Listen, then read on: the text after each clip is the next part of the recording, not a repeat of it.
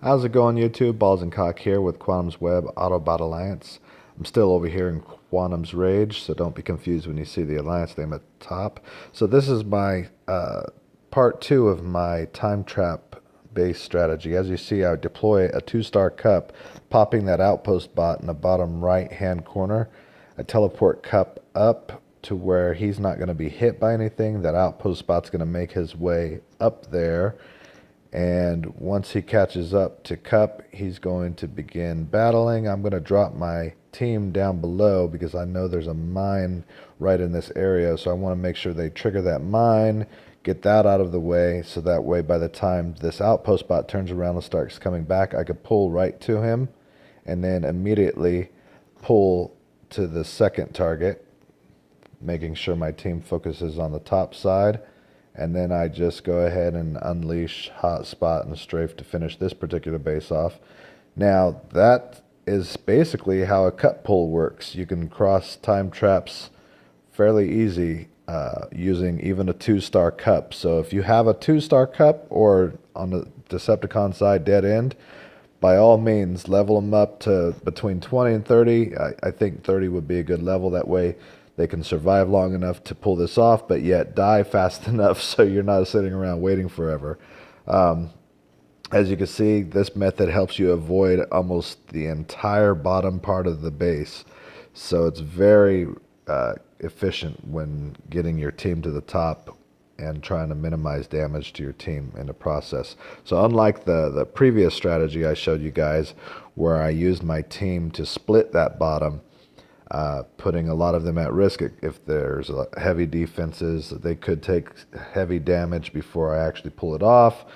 It's the more risky way. The cut pull, very effective and efficient. So you could also, he had an outpost spot on the top side. You can also just teleport Cup twice to that outpost to pop it, and then deploy your team on the bottom. Your Cup is probably going to die extremely fast if it's a 2-star, so it won't take long for that outpost bot to start making its way to you. The reason I didn't do it on this particular base is, for one, he had an outpost right next to the deployment zone, so just driving by it popped the outpost.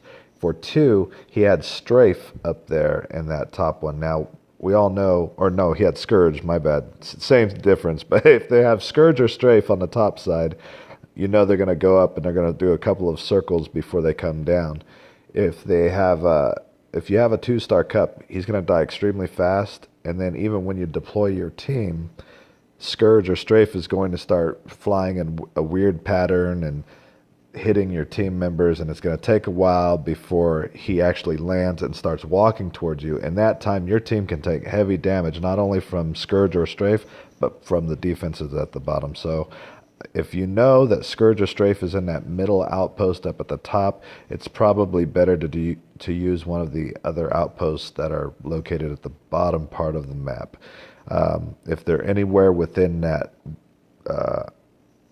honeycomb of walls, you can teleport Cup right on top of it to pop it, and then teleport him a second time or even a third time sometimes. It gets a little bit expensive because they did nerf him recently where they added an extra ability point to his cost. So you'd have to make sure, no matter what you're doing, that you're going to have enough ability points for 2 Optimus Prime or Megatron rushes to get to the top side. So if you can teleport twice and make it work, that's perfect. And most of the time, that's all you have to do.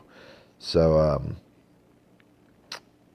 once or twice. Usually it's twice, but this time, as you can see in this video, it was one time. So I got pretty lucky on that one, but very quick and easy. So that is the second way you can defeat a time trap base. Go ahead and like, comment, and share. I will catch you guys later. See ya.